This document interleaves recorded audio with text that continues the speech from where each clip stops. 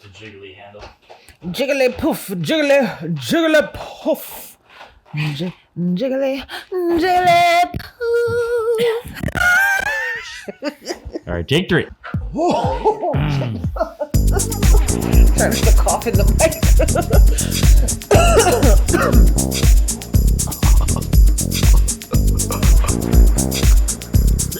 All right, ladies and gentlemen, and welcome to another episode of our podcast. My name is Ed Shred, filmmaker, author, lighting designer, photographer, all around man about town. And joining me as always is Brittany A. Moore, relationship coach and sex worker. and Bon Vivant. No, that's And today our topic we were looking at was is porn cheating? There we go. I was like drawing a blank there. Is porn cheating? Dun, dun, dun. Let's just start out with a yes or no. I can't answer that question. So No. it's It's my vote if we're voting. For me, no. It's not Wait, a we're talking about watching porn, right? watching porn. Not doing porn, not actually That's starring another conversation. in porn. We're Yeah. not shooting. Shooting all right, porn.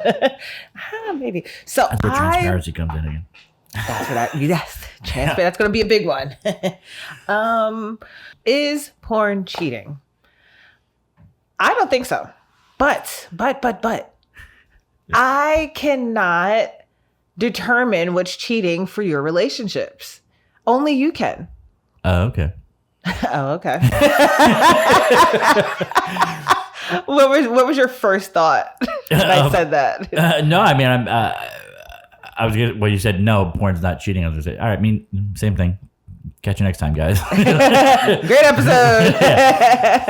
So defining for each person or like in each relationship what cheating is? And each relationship is different. And like I can't tell the next relationship what's cheating. Like that's something that you and your partner have to discuss. It's something that you and your partner have to come to an agreement with. A lot of these times it's just not discussed. It's not discussed beforehand. Right. Everybody just goes with the basic. Yeah, just kind of like assumptions, and people deal with it when they're presented with it mostly, or when it becomes an issue. So now I think that when porn becomes an addiction, we can discuss what addiction in porn looks like.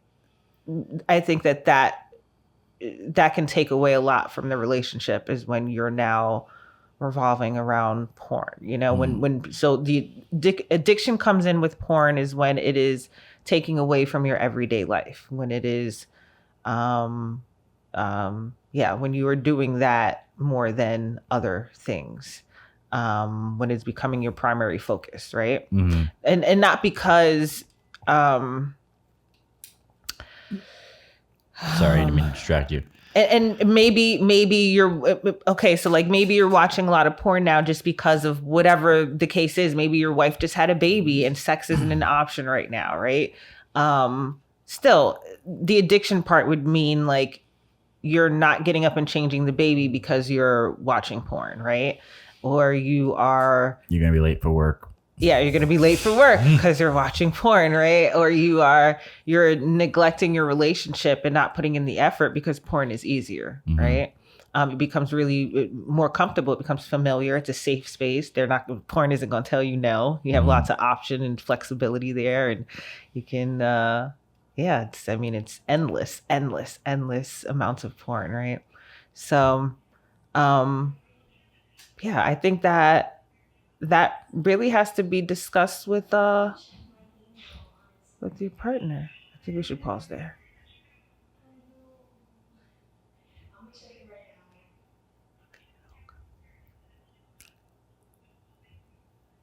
Have an all conversation right over the door.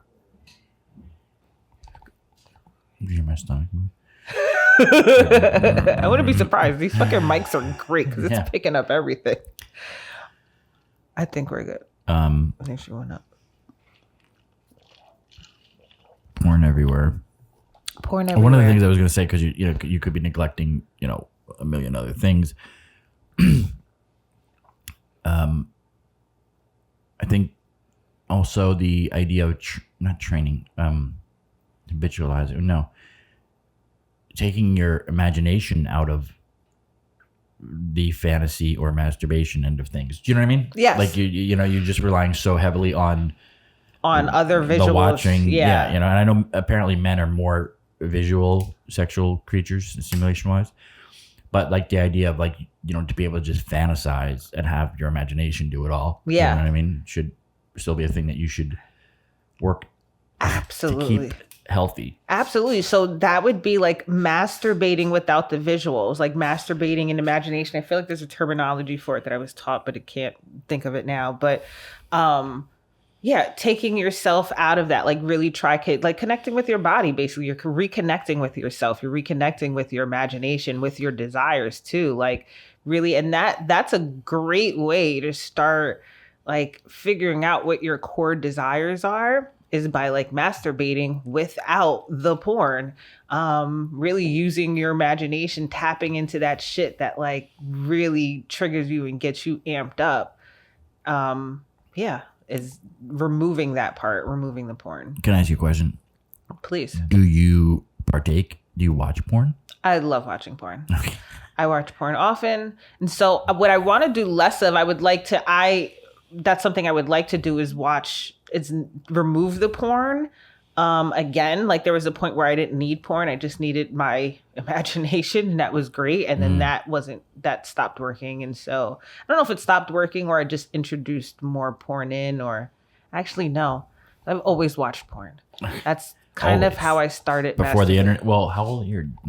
VHS tapes. Oh, wow. Yeah. So I found was it my mom? No, it was I knew we had a kinship. Yeah. I'm looking for I need to order a VHS player. I still have tapes. I have like a whole fucking. I'm not giving you mine. I might have two. You might have two. Ooh. They should sell, like they have a one. whole collection. A whole collection. I gave it away to friends and stuff. My buddy who's married hit me up not long ago. He goes, I still got the fucking that's awesome. Oh my God.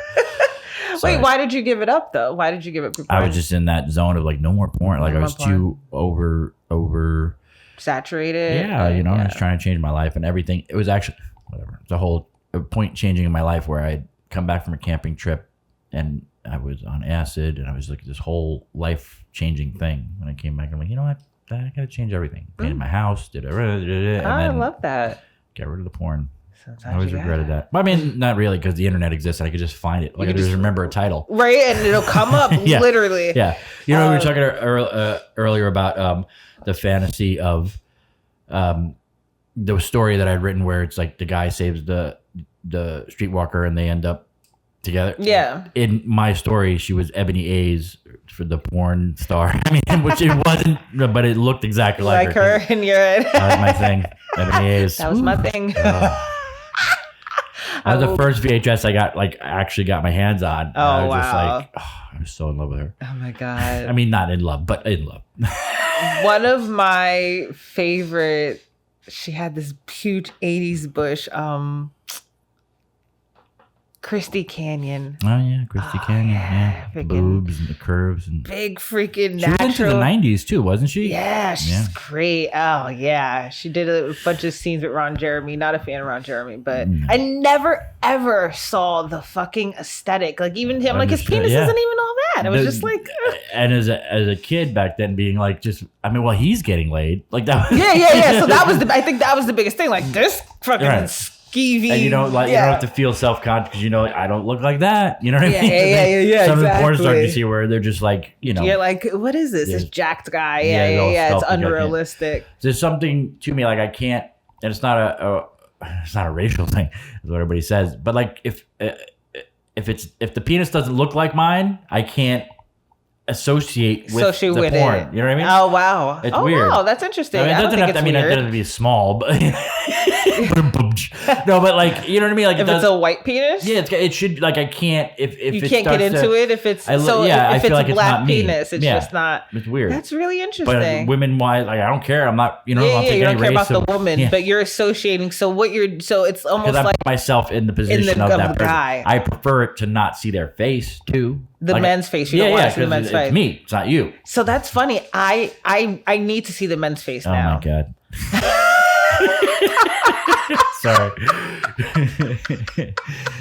I didn't care at one point because it was about the woman. But you see right? the men's face, but do you need to see the woman's face? Yes. Oh, So you do? I didn't. Yes, I need that. I didn't need that at a point because it didn't matter. It was like the action of sex for me. It was like, oh my God, they're doing it. No, I need to see her. I think more. I need to know that she's enjoying it. Mm-hmm. But how do I know that? I won't know. But like, I can't see her in pain. Like that's one thing. Or like, there's some porn that you watch and like she's clearly fucking not okay. Like you're just like, oh. So like, I need to see her face. And I'm more like I'm watching more porn that's like I'm literally putting in the bar passion because I want to see them interact more. I want to see like instead of just fucking, I'm like, why aren't you sucking on her boobs? Like, why aren't you like trying to kiss her? Right. Why aren't you like this is such like a good sex opportunity? session. Yeah. And I get that they're trying to like get the shots too because when you are doing scenes where you're all enveloped with each other. You ain't seeing much. You're seeing a whole bunch of body rolls and fat, and it looks awkward, right? So I get you want to maintain these certain aesthetics.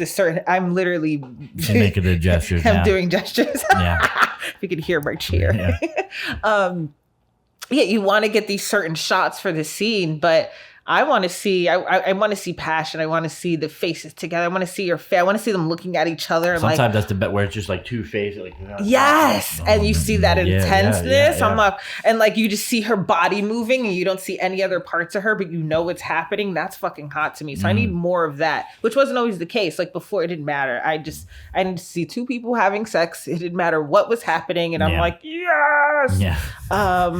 The gestures, ladies and gentlemen, the gestures right now. I wish you could see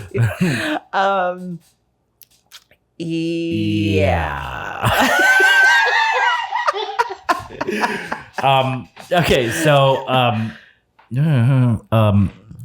faces. Have you ever seen what's it called? Beautiful Agony or something? There's some website, I mean, it ends up on Pornhub order, but really it was just like, I think it was a New Zealand based company. And it's just like a camera on the ceiling and girls in the bed masturbating. And it was just focused on their faces. Oh, that's amazing. Yeah. Oh, that's that pretty was a turn on dope. for a hot minute. Beautiful Agony. I think that was called, yeah. I like it. I like it a lot. Ooh, you just put me onto something. I love it. I mean, it's more real girls and it's New Zealand girls, so I don't know what that means. Different flavor. I feel like sometimes you'll see, that's rude. I was gonna say you like a good mustache. There you go. But I'm kidding, of course. Are you though? I'm already brand new podcast. I'm already getting canceled. All right, here we go. Right before we even air, it's canceled. Yeah. I guess the question. So you said because the conversation is about is it cheating? Because I knew somebody who she said that to her man, and I just thought completely unfair. Like it was her. It wasn't really what they discussed. You know what I mean? But so it's what she wanted. She wouldn't. That's cheating to me. Okay.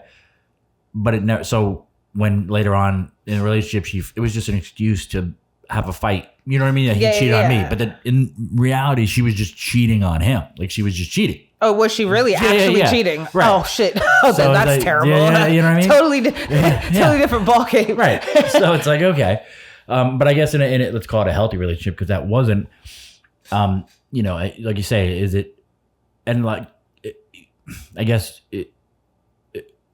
should it be cheating if you're in a healthy relationship? Like if it's not an addiction, if it's something that is it something you can incorporate together? Like could you? Right. So I feel like these are conversations, especially if you think it's cheating. And so let's say you haven't had this discussion with your significant other. You come across that they're watching porn and you're really upset, right?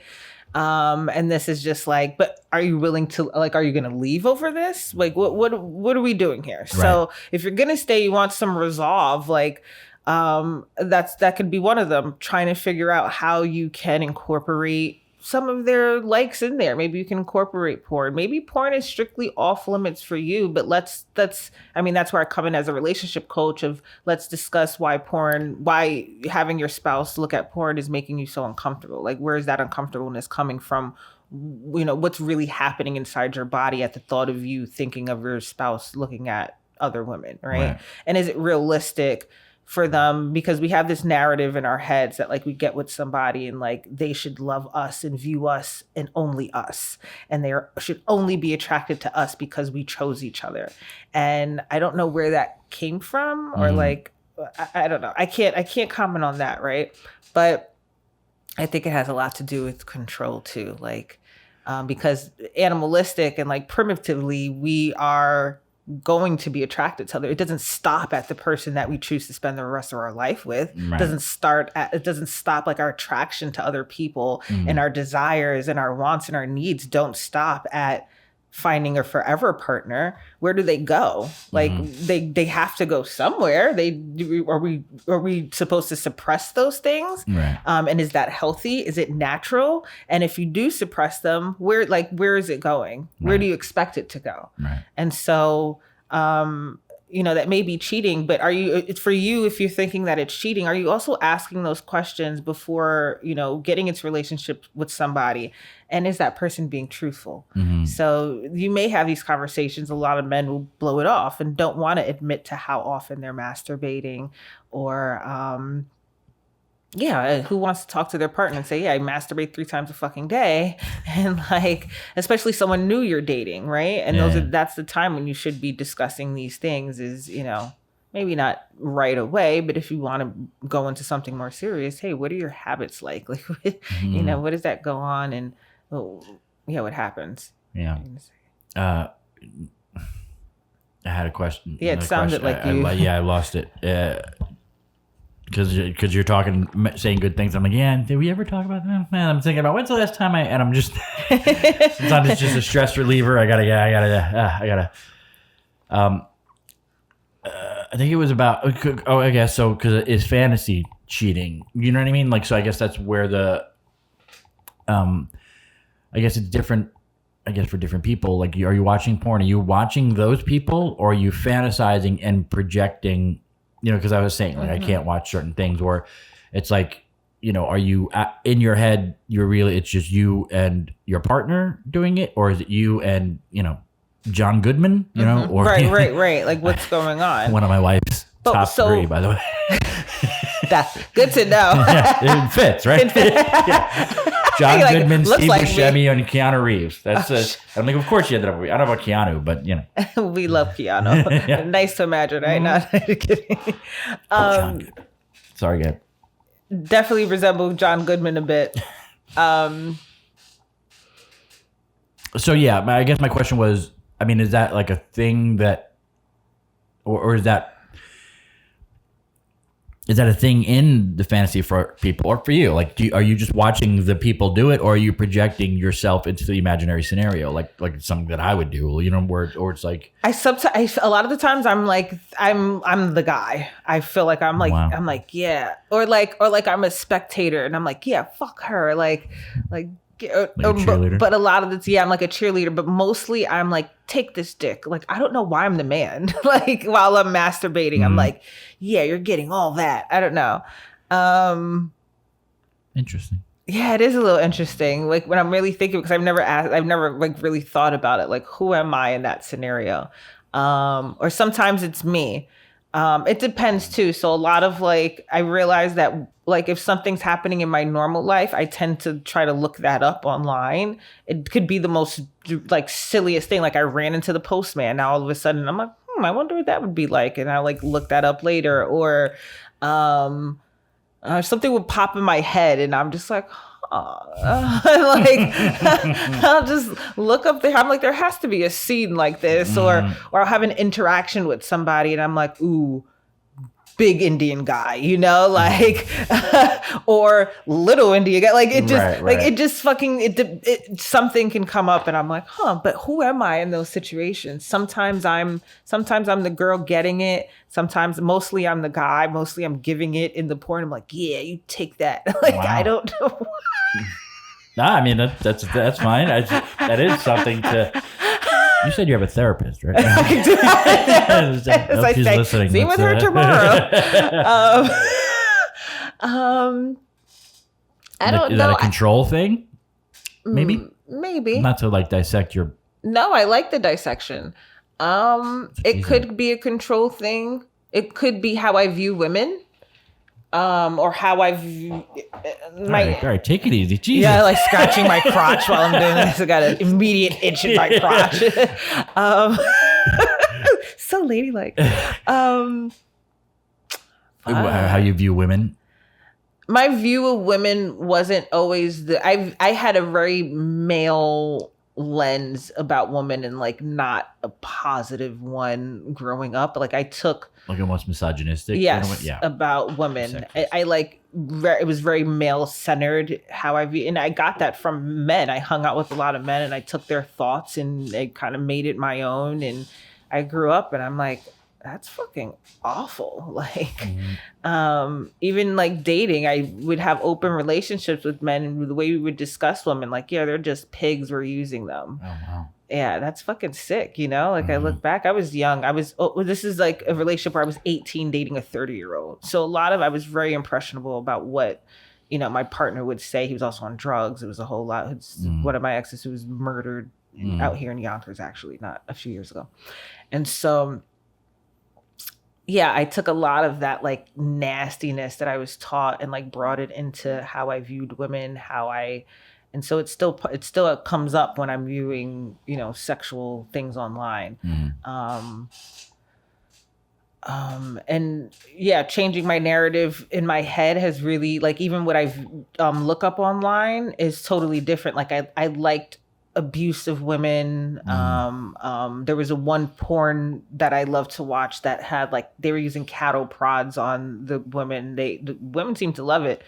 It was all mutually consensual in the video, but I think about it from time to time. I still can't.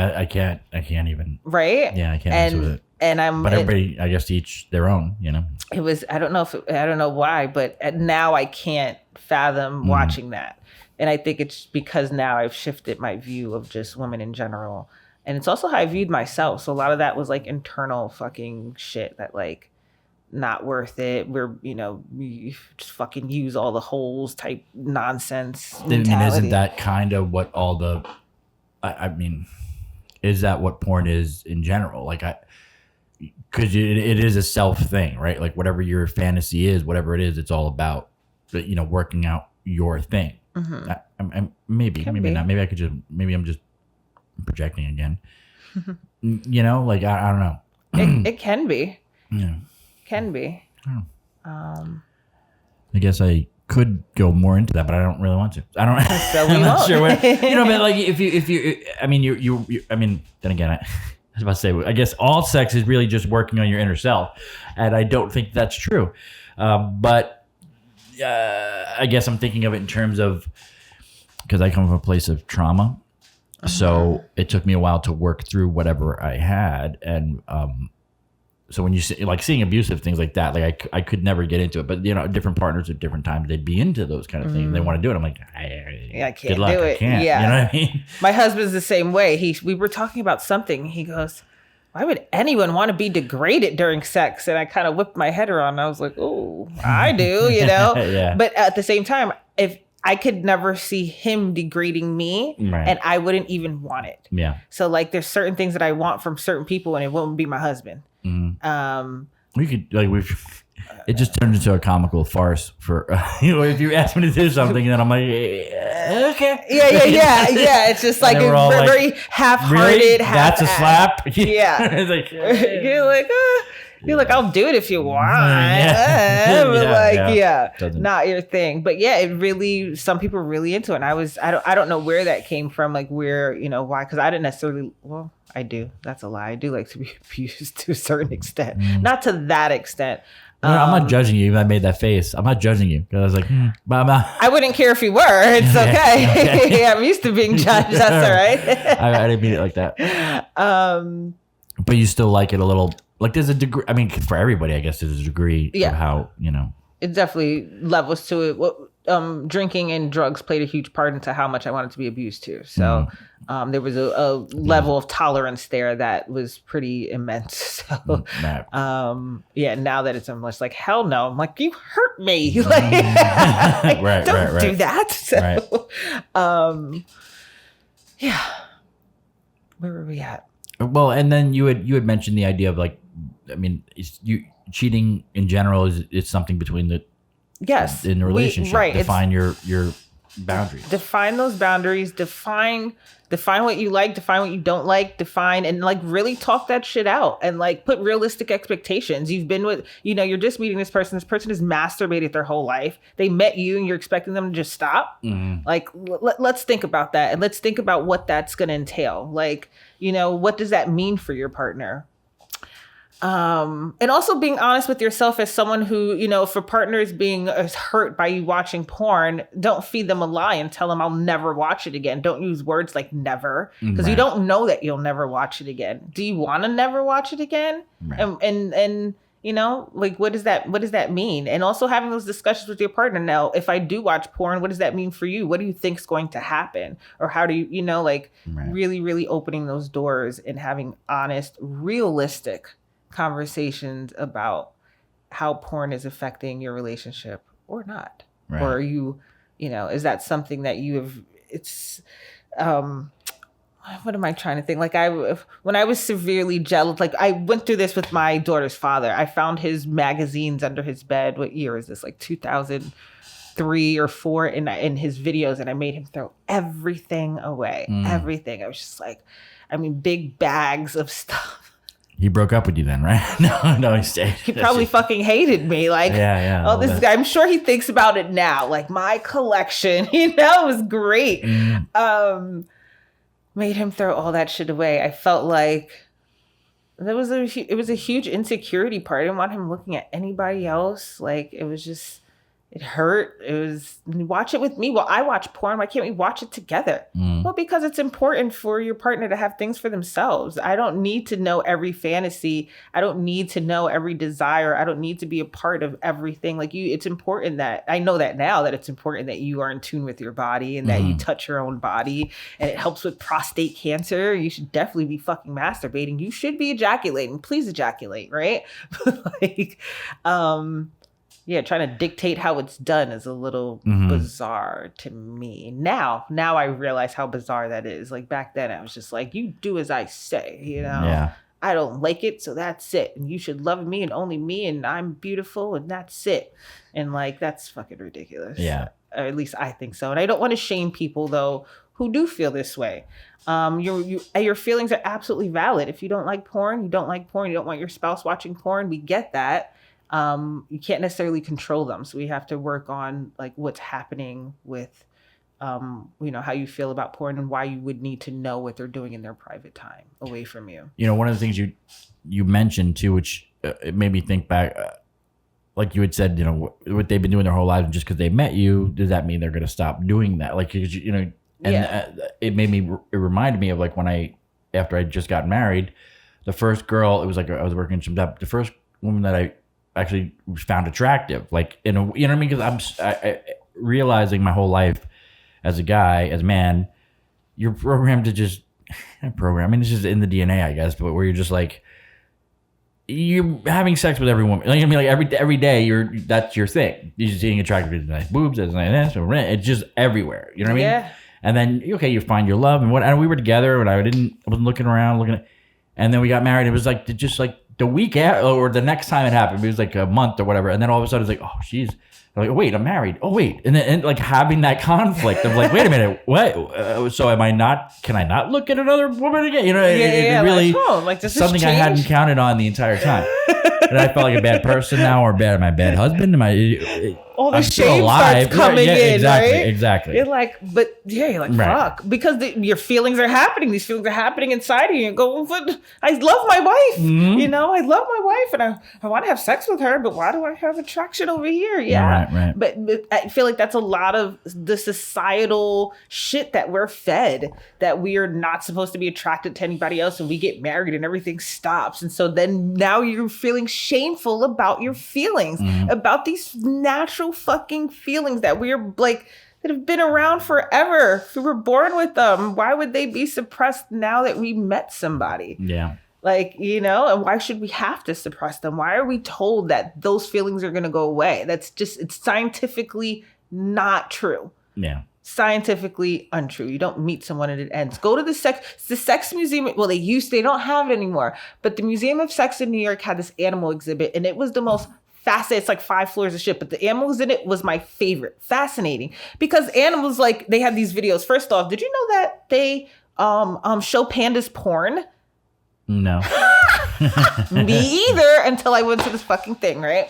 Pandas are like, they don't have libido at all. They're fucking rolling around. And they need them to mate because they're going extinct, and so they need them to mate. So they literally watch panda porn like once a year for like an extended amount of time to get them in the mood around the time they should be mating. It's fascinating. They had this big sculpture in the middle of the room of 3 antelopes. They were all doggy style doing each other. It was like down the line. And then they had another video playing of gorillas or chimps. And this mom had the baby on her back, and she's like jumping from partner to partner. She fucks one chimp and then she goes off to the next one. And the baby's on the back the whole time. And it was just the most like natural thing ever. Like she I'm like, not in front of the kids, you know, like fuck, put the baby somewhere. Yeah. And then like, and the way like none of the primates were like, what are you doing? Like none of the other chimps were like, hey, you can only have one. She was fucking doing her thing. She was going around and getting her nut off on all the chimps. And I just loved it. I'm like, look at this in their natural state, like, you know, our animalistic state. To fucking enjoy ourselves and have fun and like, you know, she didn't let the baby stop her, or the fact that she had a primary partner. She was out there getting her nut off. Same with the antelopes. The antelopes didn't know who was who. It was 3 of them. They were all getting it on. It was great. You were like, there were 3 antelopes and they were all like doggy style. And there was a pause and I was expecting you to go. And then there was a 5th one on the side with the camera and he was shooting them. I was like, no, but I was the 5th antelope on the side shooting, going, yeah, take that dick. I was going to go off on it. Yeah, I think I got sidetracked. I don't know what you were saying. I forgot. Me too. Museum of Stuff Animalistic. So you were, I don't know. Right. You know what it is? Because I've been, I was seeing snippets of some podcasts that I don't listen to. And they talk about, like, when they're talking about things, they talk about this guy stuff where they're like, in the hunt to gather a sense of the word and our animalistic and our lizard brain. And they always bring it down to that. And in my head, I automatically now go like, yeah, but we're not that anymore. So like for every other, like we're talking political, we're talking all those things, my brain automatically goes to, yeah, but we're not that. So we're supposed to be above that in the evolution process. You know what I mean?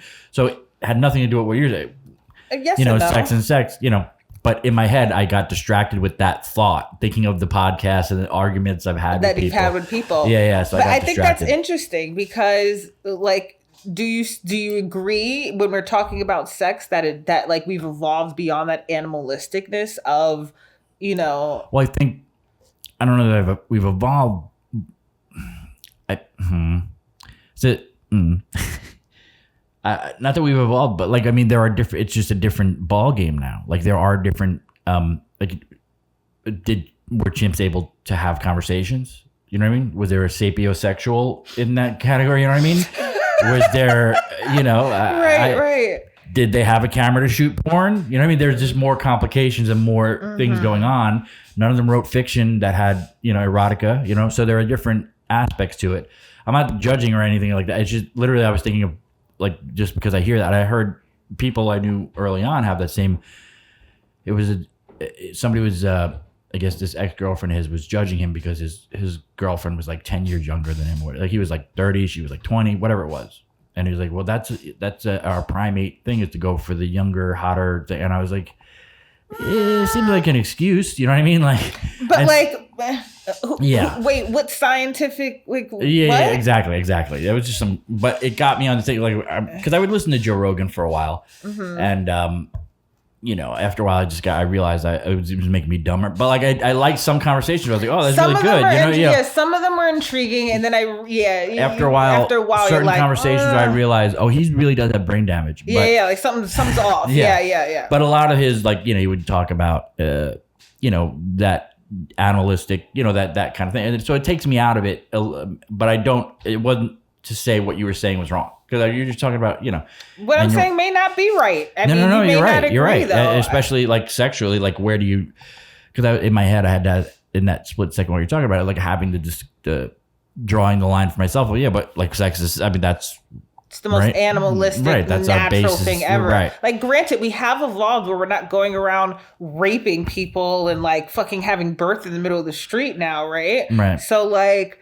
I mean, we still are raping people, unfortunately. When is that going to stop? But like, I mean, that's a whole nother thing is like having a connection though to the animalistic is what I guess, that's the one thing we do. I mean, we eat, right?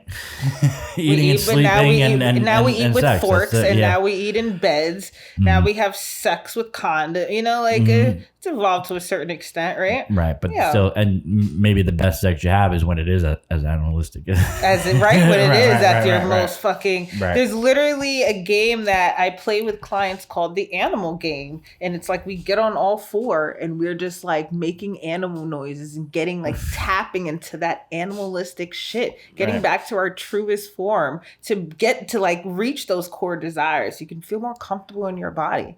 So do you pick like other, like you're the animal, like you're a chimp, or are you picking different animals, like you and the client? Pick whatever animal you want. And what do you normally pick? I like lions. I like to roar. I was gonna say, like, do you do sounds? Can I hear a lion roar? I can't believe I fucking roared. Yes, I do roars. That's what I'd be doing. That would be that would be actually funnier. Means no words. For the rest of your day. So what do other people do? If you're like, has anybody done like? And that's totally other animals. Yeah. Most do roars. Mostly roars. I had a ribbit. Oh, really? Ribbit. I had a ribbit. A lot of people just moan. They just make like, like really like in like heavy fucking stomach bearing noises. Yeah. Some people cry. Sounds like me. I'm a crier. Yeah, I'm a crier. Everything. Me too. Do you cry at movies? Yep. And then she makes fun of me all the time. That's okay. Yeah. You can put on it. I mean, really anything nowadays. Anything with father sons. I'm a big, but now also because my mom's on, mom's baby. I cry like crazy. Thing, yeah. But you put on Field of Dreams every time when he gets at the end, when he's like, "Hey, Dad, want to have a catch?" Even now, I'm every time. Whatever. A little whimper. Want to have a catch? Oh, Ed. I like that. You don't even know Field of Dreams. Nope. Oh my God. No, I feel like every guy knows, or at least my generation, and everyone who doesn't, go back and watch. Apparently there's a few movies I have to watch that you have recommended. This is one of them, so please write it down for me. Yeah. Did I already forgot. Well, whatever. But yeah, so because we were talking about movie things, you said Anora. I want to do Pretty Woman. Pretty Woman, Glory, something. I said Mad Dog and Glory, which I know you'd never. I've seen Mad Dog before. Mad Dog and Glory. It's Robert De Niro, Bill Murray. That's the whole title, Mad Dog and Glory. Oh, okay. I'm thinking Mad Dogs. Yeah, it was the first one where Robert De Niro wasn't the gangster. Bill Murray was the gangster.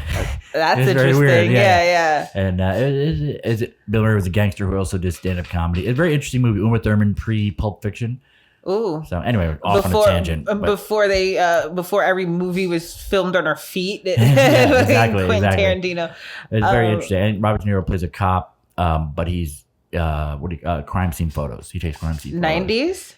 Yeah, early 90s. Early 90s? Yeah. I was working at Bronxville, I think, when it came out. So it's out there. But it's not a sex worker. It's like not spoilers, but he saves the gangster's life. So the gangster sends this girl over to help take care of him. You know, Was and this he's like, like- well, this is not, you know, and then I don't know. There's a certain part of the movie that I actually, there was 1 or 2 scenes that I was like, as a kid or at that age, I was like, I love that. Like, I love that one little bit of, is there romance there? There was like this one little hint of love. Don't tell me. I want to watch it, and I want to see I just it. kind of ruined a lot of it. But No, you know, didn't. David Caruso before that show. Do you even know who David Caruso is? No. Oh my god. No idea. NYPD Blue. First season, and then he left. He does CSI now, where he was like the guy with the glasses. I'm gonna do the move, you know. You know the guy. You have no idea what I'm talking CSI about. Miami? The with Horatio? the redheaded guy. Yeah, Horatio. No, Horatio was from Manhunter. He was in the movie Manhunter. Horatio's in CSI Miami. Yeah, no, but he was in. I think he was the original CSI. The redheaded dude with the glasses, and he always made a comment of like, "Looks like we're out to lunch." That's Horatio. No, but do you have red hair? Yes. No, I thought Horatio is the Horatio has red hair. Alexa's in the other room. I can't even ask her.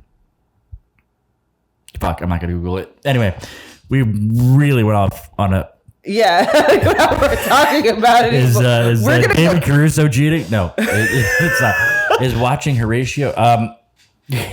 We got to do movies because it's my thing. You know what I mean? And I don't get to watch enough anymore. She can't.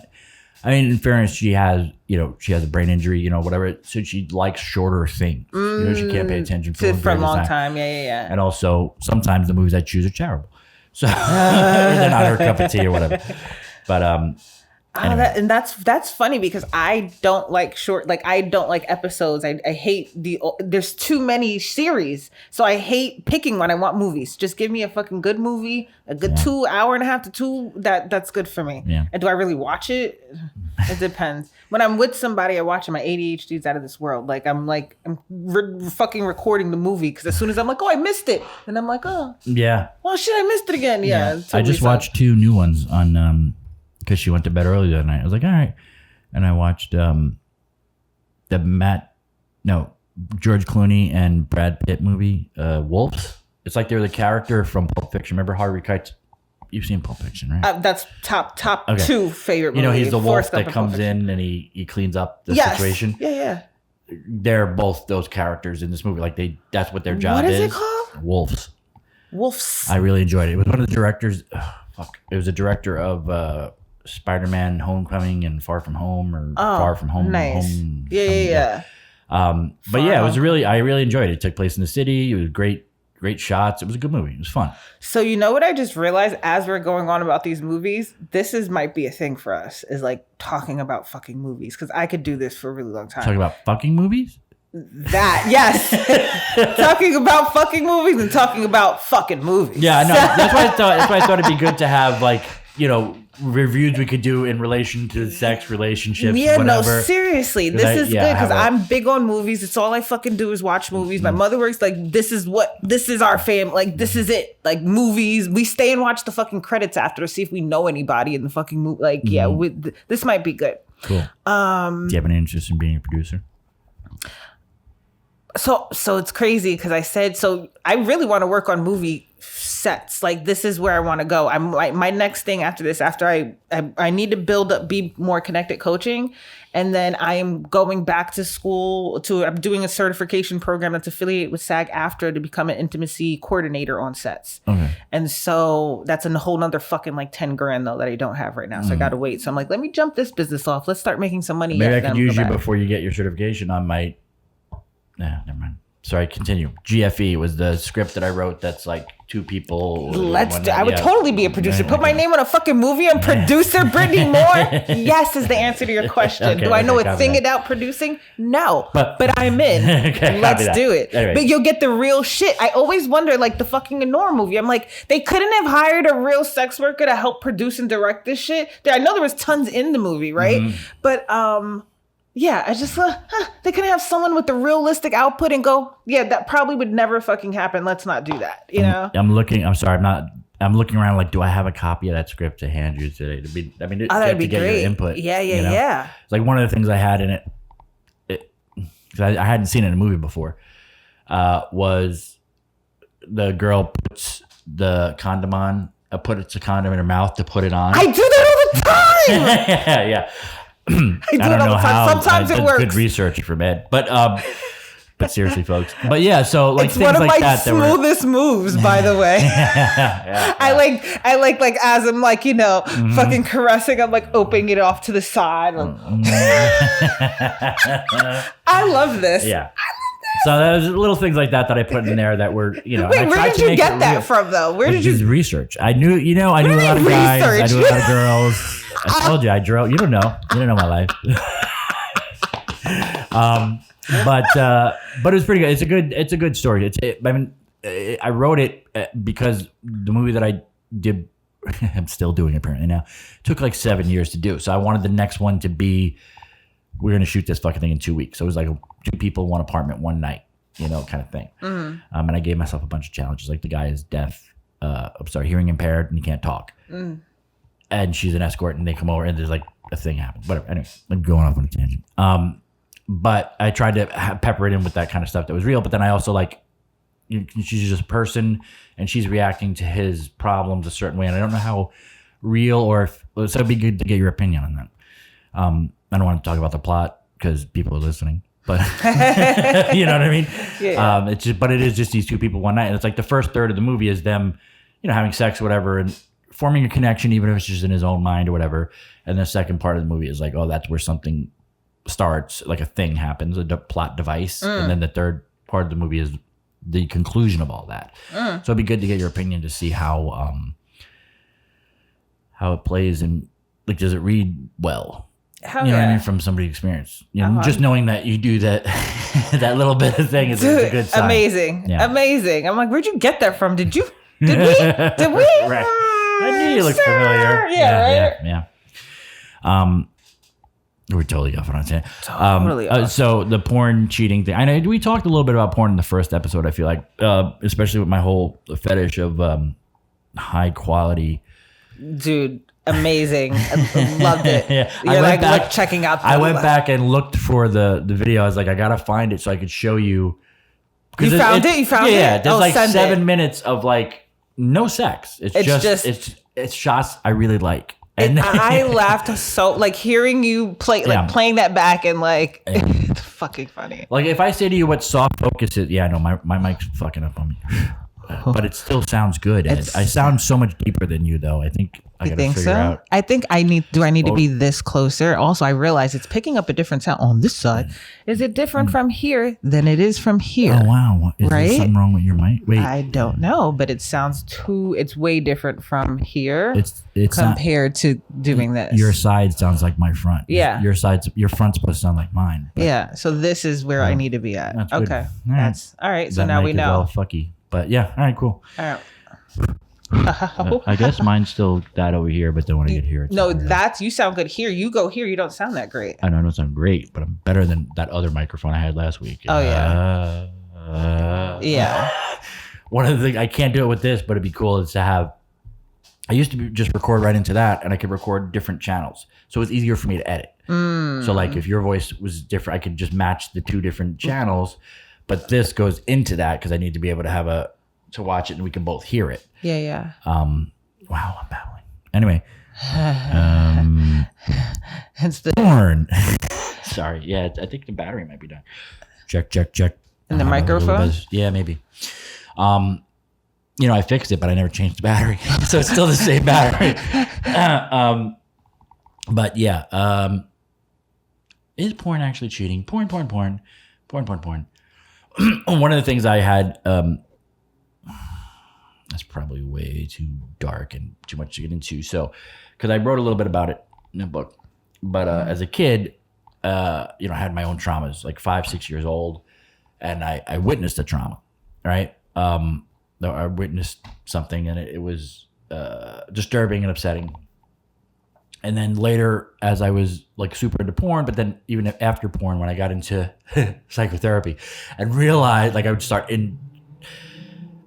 breaking myself apart and learning about myself, and then realizing that trauma. I was like, wait, did that trauma feed my addiction to porn? Like, can I just be a voyeur because I witnessed the trauma? Like, I'm not, you know what I mean? Like, I'm not actively having a fantasy about whatever I witnessed, but is my current my current love of porn associated to that trauma. You know what I mean? Like, does it go back to like where do all our stuff start? Basically? Absolutely. Oh, great. A lot of what comes up in our desires and fantasies are things that have happened to us. Can be trauma. A lot of it is trauma. A lot of things are things from our childhood that come up. Sometimes it's things that have stood out. Things that, the answer to your question is yes. Okay, copy that. Yeah. It's possible. It could be your way of working it out, or just what shows up. You found something really attractive about that, and I mean, I was looking about it also at the time. My mom worked at a movie theater, so I was already going to be a movie guy at some point. I had my first video camera, so it was always like a thing. So because film became a thing, and then all of a sudden I saw something there. Something there, yeah. But yeah, so I was wondering if that's a thing. Like, and you said yeah, but like, it's for everybody. I guess everybody, all of our stuff comes from childhood, right? Isn't that basically everything we're? Yes. Which like it all makes sense. I'm like, oh my God, now this shit makes sense. Like if it's showing up now, like, oh, I was like this as a child. This is something I needed as a child that wasn't met, or maybe it was met and I still needed to be met. Those needs. Yeah, it definitely shows up for sure. My dad told me not long ago, maybe last year, that when I was born, because I was born, hospital doesn't exist anymore. But he remembers the day I was born, and what hospital? Parkchester? No, that my sister was. It was over. We lived near Castle Hill, so it was over near there. Like, yeah, there's definitely not a hospital. Yeah. Might have been Parkchester General or something else. My sister might have been Parkchester, but they tore it down. That was my mom's old joke. Like after you were like, and he said, my dad was like, he walked up and saw me in the room, and I was like the one white baby in the room. I was surrounded by like a bunch of Puerto Rican kids. I was like, that explains like I was obsessed with Puerto Rican women for so and really now like it's like I have a thing for any sort of complexion or whatever since I was a baby. Funny. Since birth. Yeah. I like being around the darker skinned women. But yeah. Okay. Yeah. That's just yeah. So the funny part is the name of this episode is porn cheating, and we never both we never both answered that before. So like the answer is no. Okay, what's the rest of the episode about? Yeah, like what do we talk about? Yeah. Yeah. No, I think that it is up to you in your relationship. It's what you and your partner decide. Who's what cheating is, how it looks like for you. And what happens if those lines are crossed? What are your plans? And I mean, it seemed, nowadays, I guess the numbers are different in terms of who watches more porn. Like apparently it's nowadays more socially acceptable for women to enjoy porn as well. Like it didn't seem like a thing back when I was growing up. Like no one was watching porn. It was a very I think that it was taboo for women to watch porn.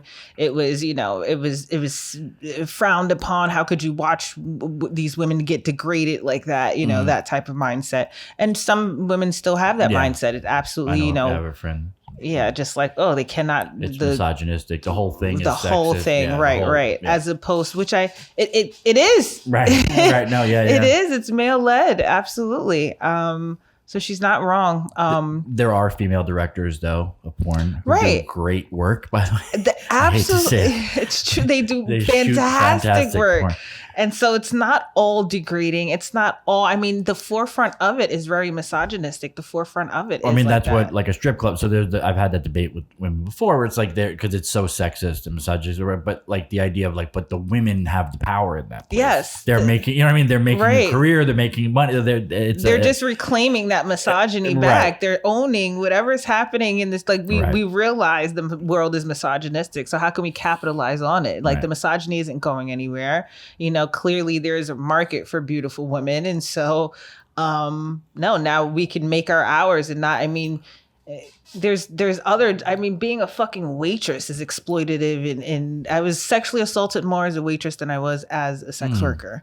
So I feel like I was exploited more as a fucking waitress more than anything. Like the hours I worked, how I was like being a bartender and like being told what to wear and how to wear it and how to do my hair to attract clients. Like it was the most demeaning and like, and then when I wouldn't sleep with the boss, like let him massage my feet. And I thought me quitting was like doing something. And he said good when I quit. And I was just like that just hurt me to the core. I was like, oh fuck. Like I just like knew that like, yeah, they're just going to hire someone else who actually will sleep with them. They were making my life miserable because I wasn't giving in.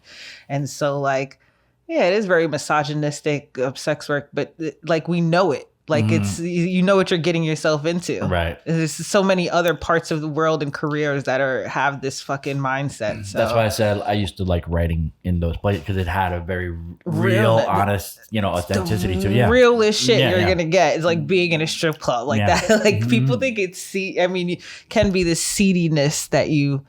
But like, I don't feel a seediness. I'm like, I feel at home. Like, these are my people. So, not to go off topic, but so it's been 20 years. It's 2005. So did 9/11. So it would have been before that. So did like Times Square, like was that like Peep World, all those places that only exist now only in my memory. In our memories, right? You never saw any of that stuff? I saw it. I just wasn't like, I never worked down there, but I saw it. All the flyers in Times Square. I didn't see like the workers hanging out like out in the street, not so much, but I remember all the peep shows. That was like huge, like the video stores and the flyers outside. And I probably didn't know they were sex workers at the time. Cause yeah. I'd be going, I'd be 10 to 12, 13 years old. Me and my friends by ourselves going down to see. Can you imagine that? Gosh. You know what I mean? Can you imagine that happening today? Fucking kids. Oh my gosh. Like eyes in a candy store, just like a whole nother world. I can't imagine because at like that age, I had all these thoughts of what life was going to be like. When I get older, I'm going to come down here and do X, Y, and Z, and these big thoughts. I remember seeing theaters, like it was a closed theater now that I think about it. Every time I walked by, because it was daytime, it was a porn theater. Or at least you'd see the title. Remember titles of porns on? Yeah, it was a different world. Different world. Big lights, crazy. Have you ever been into one of the sex shops or peep show? Peep World, Peep Show. I forget what it's called, but yeah, there was one that now is like the Times Scare or something. Because Disney bought all the buildings and made everything, But yeah, totally. And I remember I went there a couple of times. Once a group of friends walked around, I was like, what the hell? It wasn't my cup of tea. And then I went there with somebody else, a friend of mine, because he'd never been. He was a virgin at the time. And I was like, all right, dude, you got to. He's like 22 years old. He's a virgin. I'm like, dude, you got to come see what this is. This is crazy. You're going to write a book about it. I'm going to write. And we walked up the stairs. There's one place, and the girl, it's like peep booths where they put the dollar in and the thing goes up. There's a glass there and they dance, whatever. But they're hanging by the sides of the doors waiting. We walk up and the one girl goes, hey, baby, how do you? And she goes to grab his junk. And he just like backs up, turns around, and just walks downstairs out of the place. So he's like, whoa, shit. He's like, I wasn't ready for that. Yeah, I was like, oh, poor thing. That's cute. Yeah. I've never been to a peep show. I always wanted to work in one. During the pandemic, was it the pandemic? It was before the pandemic. This is when I lived in White Plains. Actually, when I met you, it was like 2018, right before the pandemic. There was this place in Queens and Long Island that was advertising. No, you didn't say that. Sorry, that advertising. Advertising peep shows to come work a peep show. And I just like, there's still peep shows out here? Like, this is crazy. Wow. Yeah, I never went down there because the guy was actually really flaky and like, it was weird. There was another one in the same building. So it was another room, another section where you'd go in and it was like a private little closet area. And then the window opened is like that big. Oh, wow. And inside the window was a little riser and a girl or two on that stage. If you stuck your head out, you could see the other windows because there was like a little. Oh, wow. You could see other people. Yeah. That's pretty cool. I've never been. I've been to this, one of those sex shops that had like holes cut out in the thing so you could like put your penis in there. So I thought I just thought it was fascinating. This was maybe It's like in my 20s. So like Glory hole. a decade ago. Yeah, glory holes. This is like a decade ago. I was just, even a decade ago, I was shocked that they had places still with glory holes. Just like, holy shit, this is crazy. It was very seedy and like, I could never, how do you do that? Right. How do you just put it in a thing? You don't know what's on the other side? Like I couldn't, I can't even wrap my mind around what's on the other side. You gotta know. And then there's some people that don't want to know at all. That's the glory of it. Yeah. Glory. That is funny. My problem was they were never big enough. Oh, excuse me, Mr. Edward. I'm kidding. Edward Louis Charette. I kid. That is funny. But seriously, folk. Oh, shit. Back to his porn cheating. This porn cheating. God, this thing's fucking up now. I don't think so. I think it's up to no. For me, it's not cheating, but for you, it may be. So I think that you should talk to your partner and don't wait for it to happen. Let's have these discussions before you find out that your partner is watching porn or before you get really serious. Well, I was going to say, what about, having a conversation, or how would you go about having a conversation with a partner to get them to watch porn with you, to include it in part of the in part of your games and part of your fun time? You know what I mean? Is that a conversation that you think is easy to have? Is that something that you think could work if somebody's not really into porn and somebody is? It's something that you can include and make it fun, and you can have those kind of things where you watch it together, or you're like, oh, it just gets me turned on, or where you're recreating things that you see. I mean, I'm thinking back to DVD days, but whatever. I think it's if you can include it, it'd be great. These conversations are not easy to have. They can be, but I wouldn't count on it being the easiest conversation. I think a good way to open that door is asking your partner what type of porn they like to watch. That's kind of an icebreaker, and it'll give you an idea of what your partner's desires and fantasies look like, or mostly desires. Sometimes we don't necessarily want to act out our fantasies, but or act out our desires. But yeah, trying to figure out what kind of porn they watch first, having that discussion of asking. And then, if your partner doesn't watch porn, we want to make sure that they're not watching it just to appease you, that they're not doing something that, right. I mean, if they're okay with that, if they're okay they try it and then they don't like it. Yeah. Remember, just be honest and above board, transparent. Right. Right. There's that word, transparency, being transparent about it. And also like introducing, not necessarily going for mainstream porn, especially if, your partner is not okay with the trajectory of, your porn searches, when you first open up Pornhub or X Hamster, and it's like kind of, holy shit, what is this? It's everywhere. So there's different sites. I mean, doing your research on sites that may be accommodating, there are, girl porn sites that may be, or even, you have girl porn sites, like you said, the Beautiful Agony site where you're just looking at faces. Yeah. I mean, even on like porn, like Pornhub, where they have like made by women. Yeah, porn, made by for women only. For women only. Stuff like that. So like exploring those options, and maybe porn. Maybe instead of using porn, I mean, doing sexy photo shoot, something that he can use for his making videos for him that he may want to use, or she, or your partner just in general, or video making. That's the thing. Yeah, video. That is. I mean, thing. Not to post. Like if you're in a relationship, you want to spice things up to try it, right. and maybe making your own videos or talking about. You can act out a scene. Like during sex, like something you watched and want to act it out in the bedroom, and doesn't necessarily have to be, doesn't have to be recorded. But the idea of the, because who knows with the internet nowadays, like you guys shoot something, all of a sudden now it is somewhere. Yeah, now it is posted. You're like, what? But some iCloud gets hacked.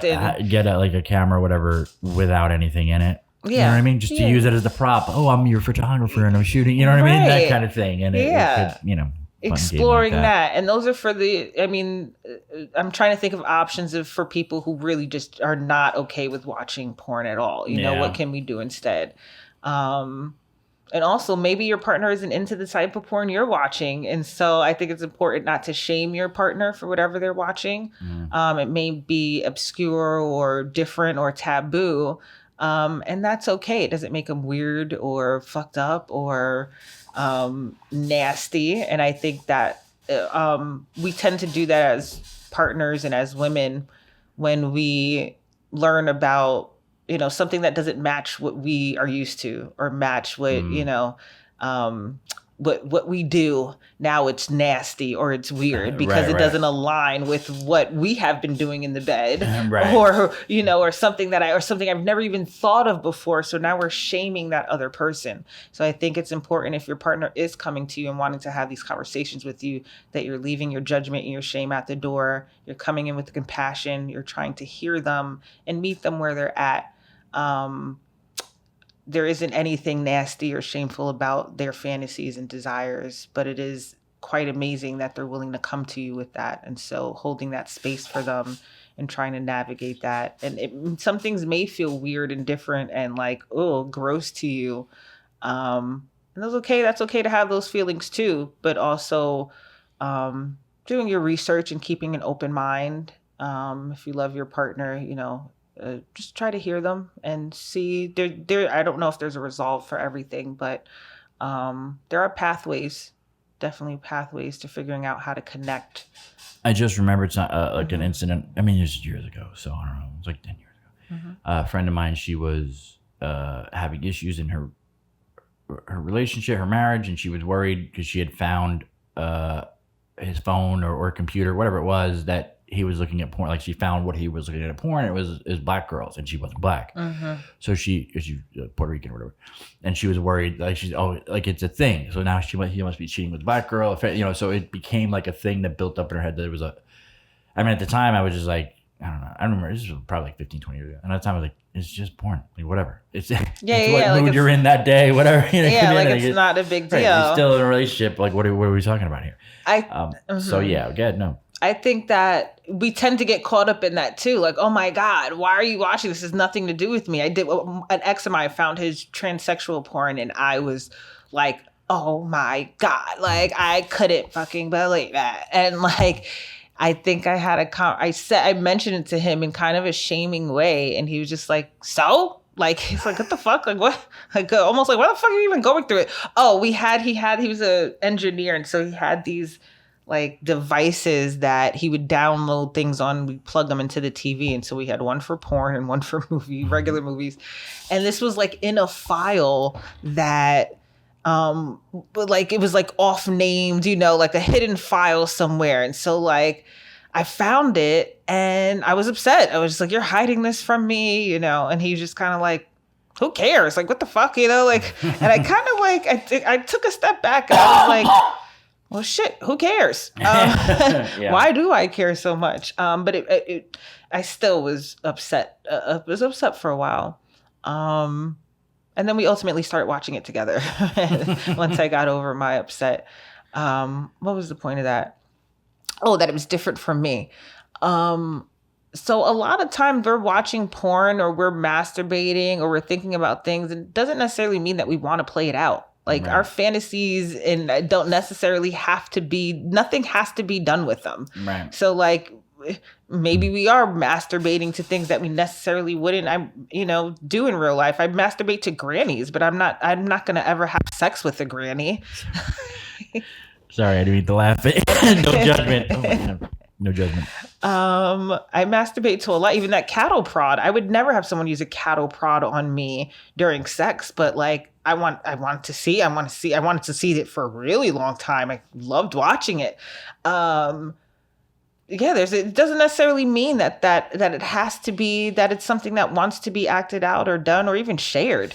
That's another part too, that like, you may find that search history and it may not have been something that like I wanted that your partner wanted in the world. Actually, that it may have been just for them. And that's okay for your partner to have things just for them. There's this societal kind of construct that when you get married or when you're with a partner, everything is one and I need to know your thoughts and every fucking thing about you. That's nice if both people are in agreement for that.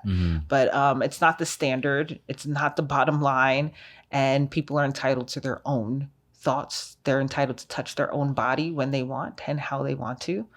And I think it's important we remind ourselves that we are not in ownership of our partners and we cannot dictate what they do and how they do it. Bummer. No. Bummer. Sorry. You're stupid as hell. I couldn't think of anything to say. But I did have, so you had good points, but I was going to say something before that. Now it's gone. Oh, no. Bummer. All right. Shit. Did you write it down? No. Damn it. Sexy porn. I can't remember. Fudge. Porn, sex, porn. I can't remember. Fuck. It's gone. Are you recording yourself? No, my phone died. Oh. Do you need to... I do. If you can plug it into that red cord, that would be great. You took it off? Yeah, I took it off. Thank you. My phone is cheating porn? Is porn cheating? And then it was... Fuck, I can't remember. All right, moving on, Ed. It's going to stick with me now. I can't remember.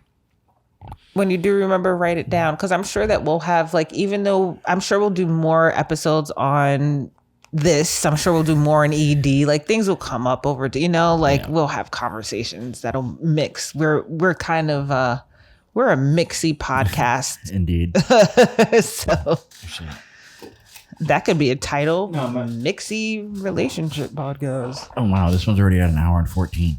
Yeah, I was like, we've been going a while. I didn't think we were going to get this long because when we first started, it was like, it's not cheating. So, that's the thing. I can't say what it is. I can't say if it's cheating or not. For me, it's not. But for other people, it may be. And those are really, I had said some things during the podcast and, oh, that's ridiculous. And I feel like those are shaming words saying, for you to feel that way is ridiculous. It absolutely is not ridiculous for you to feel that porn is cheating. If that's how you feel, stand in that shit, own it, and discuss it with your partner. Have boundaries. It's okay to have boundaries. It's okay to not be okay with porn.